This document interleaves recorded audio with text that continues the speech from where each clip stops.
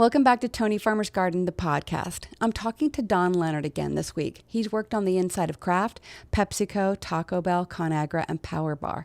So I'm using his 30 years of food insider experience to play out what happens when a broken food system prompts brands to alter their recipes to keep profits growing. You may not even realize it, but you've definitely seen it. For example, when we experienced a global blueberry shortage, Costco decided to make changes to their famous blueberry muffin recipe. There was a 30% shortage globally, so blueberry prices went through the roof, if they were even available. So Costco changed their blueberry muffins to blueberry cream muffins, and people love the new recipe, so problem solved, right? Yeah, except that cream probably has much more sugar and other ingredients that aren't blueberries, which was arguably the only healthy part of these muffins. So that's how it happens. Today I'm having Don take me through how he would develop a granola bar in light of rising tariffs, food shortages, and other global strains on our food system. Let's talk about it. Don, what do we do? What do we do? Are we doing muffins again, or are we doing? Let's do a granola bar because I think it's got a great variety. It's got a fruit, it's got a nut, it's got a grain, it's got a sweetener. It's kind of a good example. And chocolate to give it some personality and maybe. Yeah. Okay. So I'm facing shortages of chocolate. I'm facing shortages of grain. Grain prices are going to go through the roof. I might not be able to even get cranberries. Go. Okay. Grains are to be a huge. That's actually one domestically. That's not overseas, but you had said fertilizer. That is grown from the ground, and you need healthy soil to do so. When that happens, I mean, people are going to want. Here you go. Who is your target? If your target is a Costco consumer, they're going to be probably satisfied with any kind of change that you want. You have to put the things on the label to identify them or not identify them. Mm-hmm. They're not going to be necessarily label readers to the extent that that's going to be offset their purchasing. When you get to a Whole Foods, a level, they're going to care about things. So therefore, I may get a GMO, genetically modified grain. Okay. No, those are things Which you couldn't sell at Whole Foods, but you can absolutely sell at Costco or ShopRite. Absolutely. It's a value thing. So people in value. That's why when I was with him at Nestle, I'm like, who's our customer? Because they go every format, club, convenience, Whole Foods. And I want to make sure that this product can go everywhere. But sometimes I had to do for Target because Target was, or Costco, got a big order. Here's a Costco formula. And so that's one thing. So I would get you a less expensive, I don't want to say cheaper, but with less expensive price. So do you start by thinking about what they're not going to notice? Is that where you start? No, I look at the full composition. I don't like to do that. I mean, but I'm not this. I'm not this devious person. What I'm trying to do is, I'm not going to get them, and I'm trying to milk as much and make the cheapest product. Because for me, I've always been my consumer that I made. I have my own standard. Like from a taste, it's got to take. I got to like it. I'm not going to make crap. So yes, things that are going to be minimally noticed. For example, we'll just do that. You're not going to notice a GMO versus a non-GMO corn grain. You're not. No, you won't. Not at all. So you're not. So therefore, we go. So I'm going to go to my sourcing department. I'm going to say, please, Therese, source me a cheaper version of this. I'm going to use it in the same amount. I'm going to have this much volume on there. So, I'm going to change the whole line. So we're getting volume pricing. So I'm going to, from economies, it's going to be cheaper. So yeah, volume, I'm going to change the whole line. And that this line will be that. Okay, so that's one thing. That's your grain. Now we have I call it a binding syrup. So this is going to be something that's sticky and kind of, do I want it to be crunchy or chewy? So it's going to be a binding syrup, most likely a corn syrup that's out there.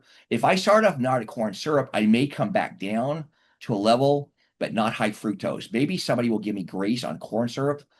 Right. High fructose is more for sweetness. Corn syrup is more, because it's a longer chain, is more for texture.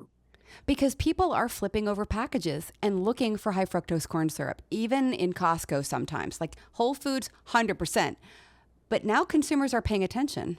There's enough, thanks to social media, that a TikTok user goes from every demographic. And there's the people that kind of are the truth yellers out there, the tellers are like, they look at it too, like, maybe I should care about this. And so you're right. So now, me being a developer back in the day is different from now. Now my degrees of freedom are kind of locked in, because I'm like, they kind of know, like, I don't think we can do it because we'll be called out. I don't want to be called out or shamed on this, so we don't want to put the company at risk. So therefore, your degrees of freedom are kind of locked in now than it was before there was such a exposure of education out there. It's not a deep dive of science. It's just there's enough people just telling what's good for you, not good for you, why you don't want it. If I hear a hormone disruptor, or I don't want that, okay, Right. is that what Yeah. it'll do? Or I don't hear toxic, I don't want that either. So you don't have to go through the science of this. You don't need to know that.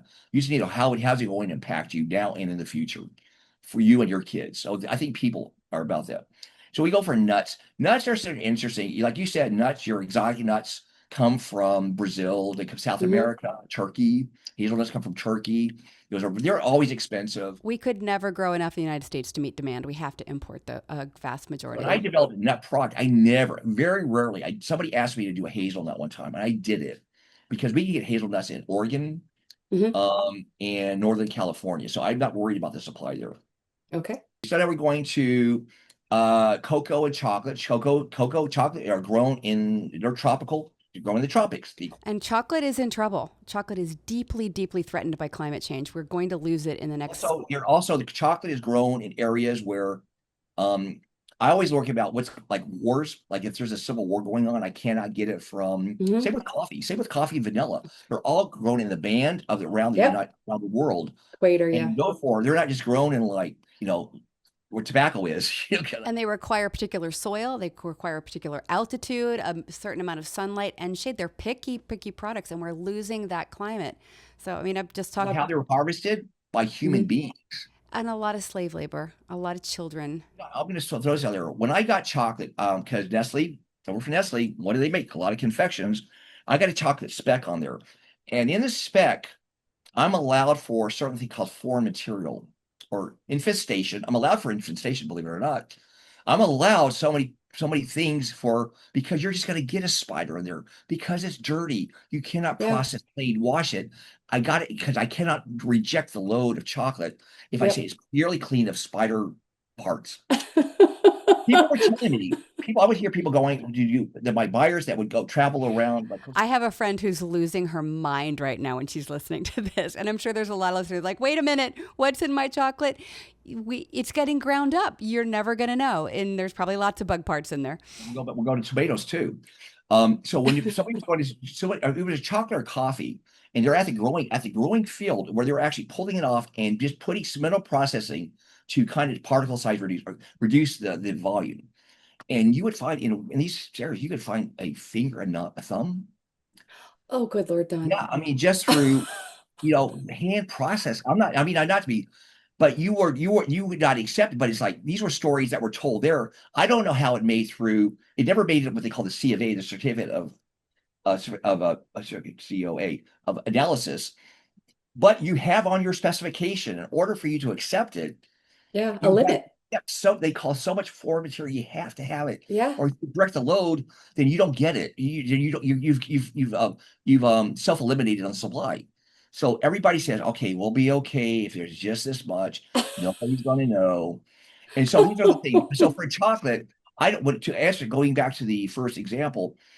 Those are the things that are tough. I know there's chocolate processors in the Bay Area, the Ghirardellis, all these things are, states project where I get my Yeah. cocos. But again, they source, in those areas that are around that band, and those bands are not, those are third world countries to a huge degree. They're first world Yeah. countries where you have good OSHA. They don't have an OSHA. Yeah. They Nope. don't have, They barely have stable government in some of these that's what I'm places. saying. That's So, what, there's just something could have a civil war. They're not yeah. producing that year Yes. or that. War is incredibly disruptive to food supply. I mean, if you haven't learned that, Russia and Ukraine drastically impacted our food supply. The war in Iran, folks, is going to impact our food supply probably for the next 2 to 3 years. And that's if it ends soon. If it doesn't, I can't project for you, but it's going to ripple So through. if environment, whether they're, because I had to talk to the departments of ministry and agriculture on something. We'll get there. So I know that if you're close in proximity, your environment's close, but it depends on your government. Turkey is not what Islamic Iran is, so I don't know how they work. But the soils are good, so maybe Hmm. Turkey could supply some things that Iran once had. Could be because if they have this stuff, if somebody is restricted or banned or whatever that doesn't work out, somebody could pick up regionally if we have good relationships with them. Again, we go chocolate, vanilla. If we want vanilla, because vanilla goes in bars, they're all grown in the same place. Vanilla beans are all grown from Madagascar. Hmm. all Belize, some other places. Yeah. these. Same with coffee. Your Yeah. Guatemalan coffee, Ethiopian, around the band. There it's not like even Seattle is like where you get the best brewed coffee. All things there. But it's not coming from Seattle. And then we talk Yeah. about fruit. So it depends on what kind of fruit. If I want a tropical fruit, I had to do this before.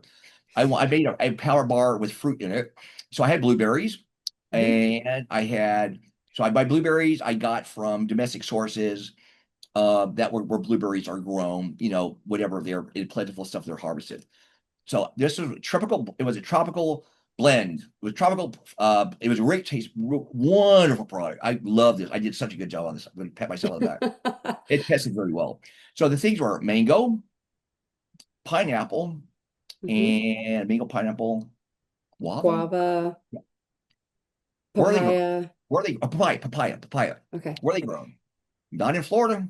Nope. If A little bit, I'm but not. lucky, if I'm lucky, I could get pineapple from Hawaii, but it's very expensive. So I'm going to get it Is that from by the Mexico, Chile?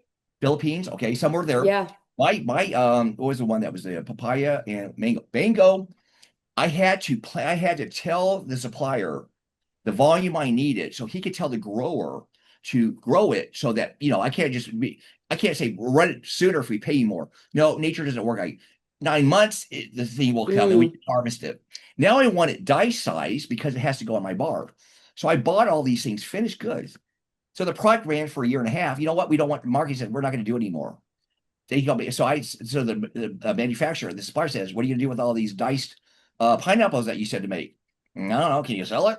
Okay. Oh, you know what? I'll see if I get cereal will want it or ice cream will want it. So I had to, yeah. So these things that I'm just going through the whole thing of That's fascinating. Internally within the company, you work with other brands where you'd be like, we don't if you're need this lucky product. enough to have a portfolio Yeah. that uses these things. Nestle And had ice also, cream. look at this from the perspective of the farmer, too. This is what just happened to the farmers who grew peaches on contract for Del Monte. Del Monte went out of business. Those folks had 40-year worth of peach trees and expecting contracts forever. And they had planted those trees for Del Monte. Canned peaches. They're the ones that Hmm. had it. Dole didn't Yeah. have Dole had canned tropical fruit. But Del Yeah. Monte had, the good heartland kind of what you Yeah. love. So when you stopped making that bar, the farmers that said, well, we're going to plant mango trees for you now to meet demand, they had to find another buyer for that after you, or they suffered and went under. Nestle loves large volumes. Yeah, you're right. If it was a small guy, we would have just had to wait in line and bought whatever's available. But Hmm. because we wanted to have such a volume, we're like, it's bigger than what we currently do. We're gonna have to plant more for you because you said the demand was that on good faith. We will produce this, and they did. So everything's fair. They did everything they were supposed to do. My supplier who had to work for the growers said, we have a bunch of inventory of diced, what are a diced pineapple. What are you going to do with it? Because Yeah.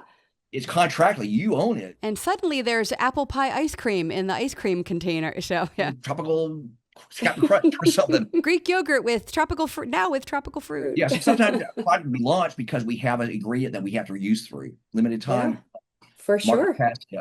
It's weird. All It's right. weird. You're bringing up some things. I'm like, I forget. Like, yeah, I have to load because if I didn't dice them, somebody would buy a whole blueberry or thing. But because I dice them to meet my product, I own that particular. Who's gonna? Yeah.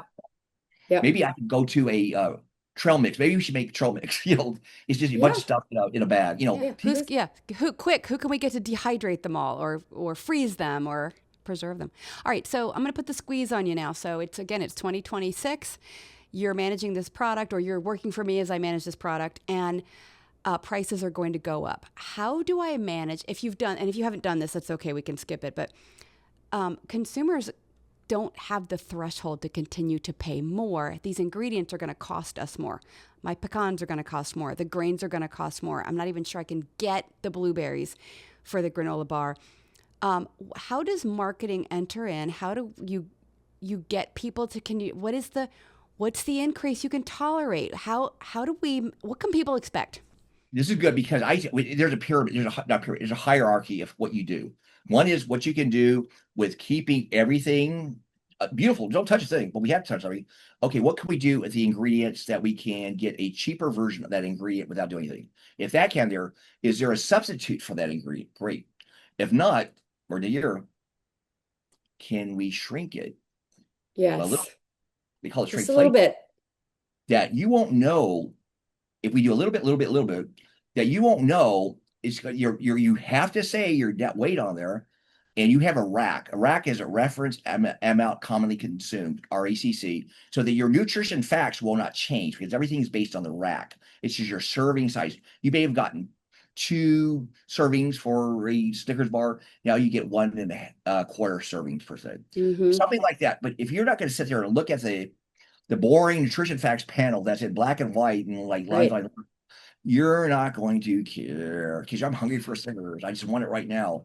So Yeah. you're not going to know this. So you They're pay. getting smaller and So smaller and you're smaller. obviously And then, everything. I sit in finance meetings every time. Finance always says, Charmaine was like, it's margin dilutive. I always remember that word, margin dilutive. Don't do it, Don. It's margin dilutive. And I'm like, so I cannot go to part where she says to the CEO, he wants to hear from our Charmaine, how are we doing on this? What Don's saying is going to be marginal. Don't call me out on it. It won't be. yeah, you get fired for that stuff. Everybody has their performance of that, goals. Yes, exactly. Which you didn't set, they were given to you. Right. I have to deliver, and I'm the one that has to make everything work. It's funny that I'm the one that has to. I always say I have a master. I have accountability to many people, and so I'm used to like serving many masters. Like, are you happy, finance? Are you happy, CEO? Are you happy, Yeah. production? Are you happy, boss? So how do you decide? I've watched many brands over the past year struggle with raising price. Like, okay, we're going to finally have to raise prices. And then they did. They're never going back down. I need you to hear me say this. The prices are never going back down. Once they get you up to a price, a couple of things happen. They don't want to play roller coaster with you. So even if they do experience a reduction in their costs, they're not going to lower the price because then they might have to raise it again and deal with your anger over that. So they're going to keep it high. Yeah, and they're also trying to make back some of the losses. So at what point does a brand decide and how we're going to pass this cost on to you, especially when it's so in the news? Like, it would be one thing if I just raised the price of something and there's no news story and I look like a jerk, but I'm relying as a brand on the news right now. Everybody knows my hands are tied. I have to raise the prices. Like, what's the conversation? don't think, don't think that an organization like a PepsiCo, these big ones, a Unilever, a Procter and Gamble, that has some influence to a news story is like put it out there that Mm, we're having a shortage now. So the consumer's mind, I get it. interesting. Why is it a cost? So you're not trying to gouge me. Everybody's gonna, we're all suffering Yeah. together. So we're all gonna we're all gonna sing, we're all enjoy this ice cream together and just smile while we eat it. Because if you put the news story out there, if you just kind of sit there, what the hell is expensive? And therefore there's what are you doing, supermarket? Are you gouging me? I hate that one because their margins are super low. I also saw it was a granola bar. I can't remember which brand. It doesn't matter. And instead of making the bars smaller, the it had 6 bars to a box. And when they re-released the next shipment, it was 5 bars to a box, and the price was exactly the same. And I think this is a really effective strategy because the bar is still the same size to me. When I pull the bar out, I don't feel like I've lost anything. And I'm not sure I even would have registered that there used to be 6 in there, you know? So If you're a it parent was eating brilliant. children, if you're a parent in that bar, it's part of the lunchbox thing. They go out every day to lunch. You'll notice it because you're like, I'm missing a bar. You're like, Right. but if you're a consumer like me, I just feel like I buy it. I'm like, I don't eat it religiously. I'm like, if I'm hungry, I'm like, I have something in the, Yeah. Well, conversely, if it's in the pantry for the kids when they get home from school and the kids are helping themselves, which is I mean, I raised 4 kids. That's incredibly common. You just throw the Oreo bag in there and they empty it out. I would never have any idea that they had cut the number out of there. And my kids aren't complaining. because you have so many cookies per a tray. Yeah. If you were to reduce that, again, you're changing that weight. You have to say that. Are you like I don't know, 24 is in Am a I going tray? to notice? I don't know that I'm going to Are notice you really 30, gonna notice? 40 ounce is I going to don't be know. 30 ounce.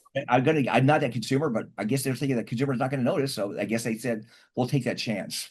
It's bad Yeah. publicity for sure. We're not doing anything illegal, just bad press. Yeah. We'll talk. We have what we call a the media. We had a media. We have somebody that handled the media to handle the in case something happens. Press release. They did press releases. Yeah. How can I be a more informed shopper then? So I'm the consumer. I'm at the grocery store. I have limited dollars. It's getting bad out there. It's across the country. People are talking about, I can barely afford. You'll see people posting the pictures of their shop, right? And they're like, I used to spend $100 and get twice this. Now I'm spending $100 and this is all I'm getting. Do you have any advice for your consumers where you would direct them to save money, or products you would, without too much naming of names, product categories you might avoid because you're not getting your money's worth? Or I don't know, just any suggestions for the person pushing the shopping cart right now? I love these ideas that there's very up these apps that will really give you the information that you need. Sometimes you can scan the QR, everything that has a barcode. That barcode has every information. That barcode, so much data is in that barcode Yeah. that will tell you ingredients, prices, location, all these things, so that you as a consumer get some information that the person in the store or people that are scanning it at the retail level don't want to know about. I wonder if there's an app, there probably is, because there's an app for everything, where you punch your grocery order in and it tells you which store in the area will give you on that, because the prices change every day, right? And there's specials and there's coupons. Like, oh, I run it through and it tells me that, okay, today Aldi is going to have those products for you. Today it's. One of your listeners are here and they're tech Yeah. savvy. You just gave them $1 million Yeah. idea It's a because million person dollar like idea. you, Tony's going to be somebody like you that can promote it because your listeners are ones that care about, I don't want to say hacks, but these things you've shown me behind the curtain. How do I move forward with it? Like, how do I get ahead of the game? I think honesty and integrity. We all want honesty. I think it's where we want good food. We just want good food. And we want honest integrity of everything. Tell us the truth. If it's bad, we want to buy. Okay, it's fine. We chose it. We have choices. We know it's buggy, but you know what? I'm good. So the consumer is really being victimized at this point, in my opinion, by and not on purpose by everyone. I think there are food companies that don't want to victimize their consumers. There's some that probably don't care. But the combination of tariffs, the impact of climate change, the pressure on supply chains, the lack of fertilizer that went on the ground in the United States this year, food prices are going to go really high, and the average consumer is going to end up holding the bill for that, is my fear. We're talking about price shocks potentially in the 12 to 20% on particular categories by fall. I'm worried. I'm worried about our most vulnerable citizens right now, Don. Yeah, you're right, because those that with the discretionary income that are on fixed incomes, you're just, Well, these the are people. wealthy are just going to keep buying it. It Yeah, doesn't but matter how people expensive it gets. people that are on fixed incomes, what's their age group? They remember a different time. They remember the food being nutritious, enjoyable, delightful, plentiful. And now now it's controlled. They can only afford so much. It's not good, not even nutritious. So they're going to doctors more. So we get a chronic disease in food. But it's one of these things. It's like you're correct, because it's such that and I'll say this one thing. I say in my little thing of disruptors, if you can see my background, I don't work for Big Food anymore. Because I said I used to work for Big Food. They trained me very well and I know all the secrets, and now I use my superpowers for good. Oh, I love hearing that. I In love that. disruptors, you can see it's spelled disruptors with a Y. I disrupt the industry. I don't build brands for me. I work with entrepreneurs and startups. These are people, younger people that are probably listening to you. Like, I want to make a difference. I know how to make a difference. I'll build this app. I'm going to do my own startup. I'm going to make I work with these people. I make a high protein pudding. I'm making a gut health ketchup, probiotics. I'm doing it for startups. I'm basically helping them give a middle finger to big food, because big food leads to big pharma. And it's just one circle thing. And my legacy is not to drink the best tasting anymore. My legacy is to bring up a generation to give a middle finger to big food, and I will have I don't want to say done my amends. I don't think like that. I think I did well in my career to not do those things, but I learned, like I said, I learned your secrets. You should have trained me that well. All right, so I have like this personal mom story over this with my son Jack. He doesn't know this story, but he's sitting right here. So he loves, what is it? It's Cliff Bars. Cliff Bars. Yes. Plug Cliff Bars on the show. Let's see if they give us money first. And what was the flavor that you loved that they did away with? Peanut Toffee Buzz. Chewy. They're very chewy. Yeah. They're very pull-aparty. But they discontinued the flavor, and Yeah. I imagine probably had some. I think they're starting to roll back. Okay, so here's the story that Jack doesn't know. As a housewife or a mom, you do most of the grocery shopping and you shop on autopilot, and you get the things your kids want Yes. every week that they run out of, like what they go take to lunch, what they snack on after school. And I would always buy a case of Cliff Bars for Jack. Yeah. And then he went to college. And I go to the grocery store, and moms are super emotional when their kids go to college. And I'm at the grocery store, and I put all these cases of Cliff Bar in my basket.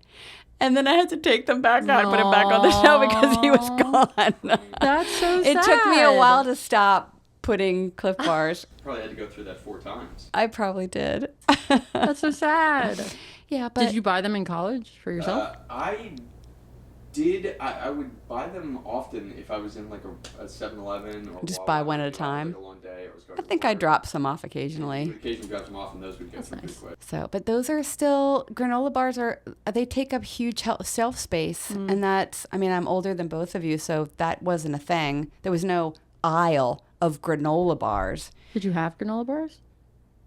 Really limited selection, and they were just in the cereal aisle because they were only considered like something you would eat for breakfast. And now everyone eats them All the time. meal replacements, right, all the time. And Yeah, there's- which I think they're not really good meal replacements. No, they're generally like you have to be careful. They have a lot of Yeah. sugar and calories.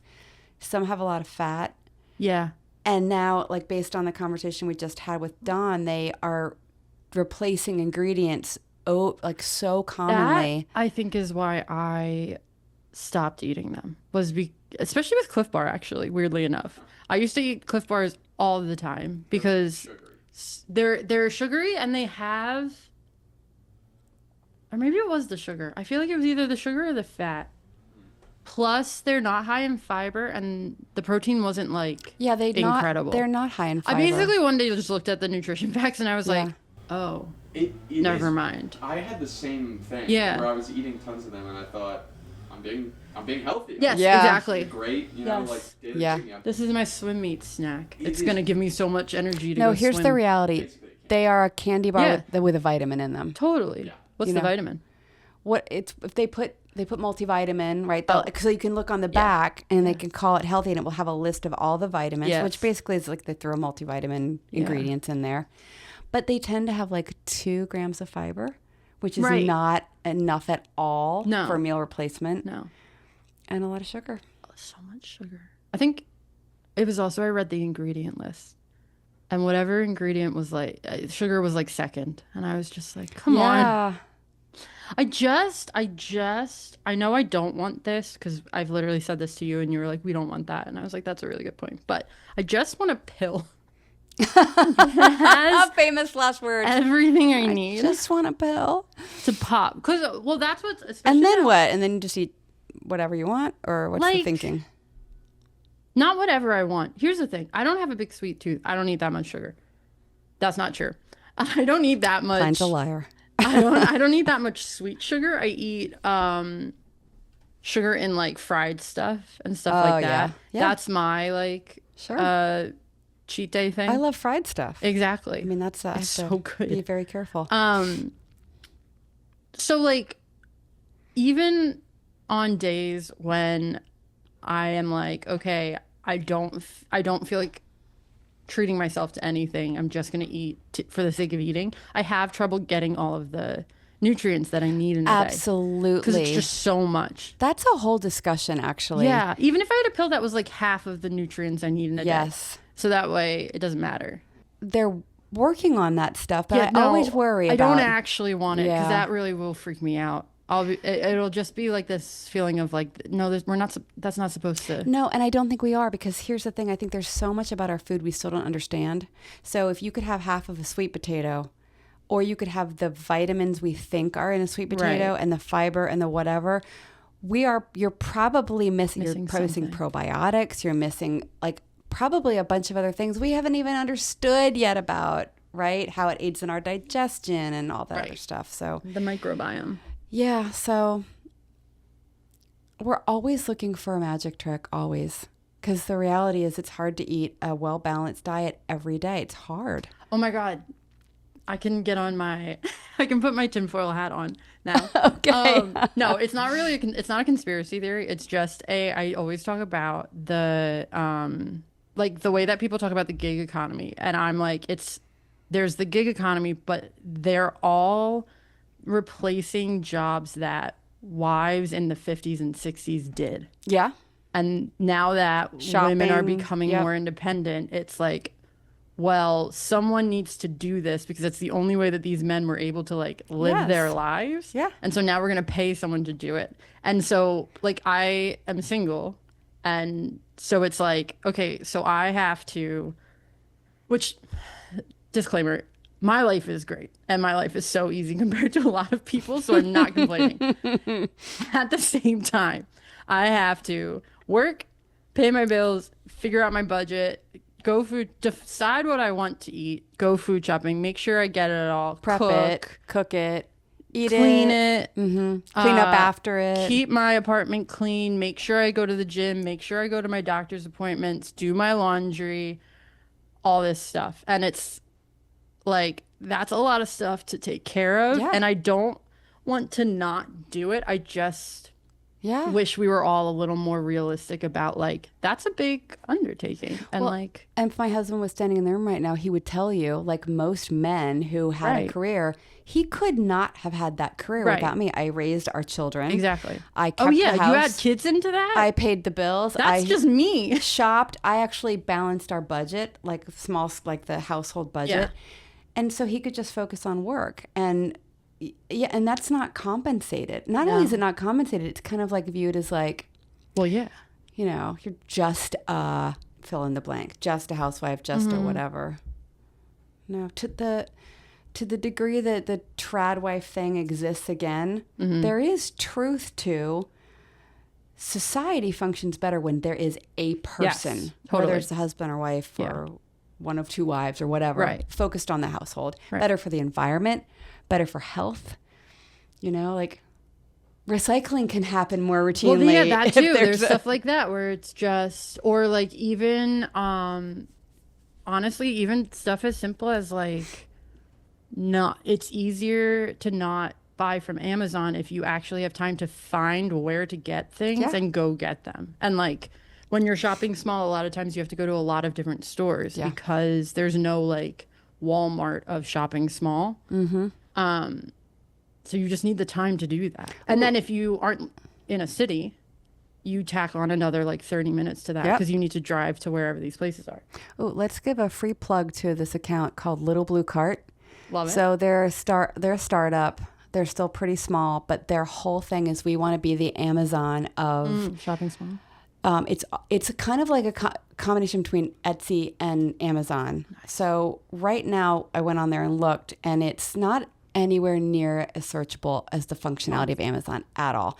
And I think you have to go from shop to shop, which is the whole point of why Amazon works, is you put your credit card in once. Yeah. Although maybe it works like that, I'm not sure. But they're trying to do sustainable products. They're trying to do healthier products. They're trying to do products that have a good like circular stream to them.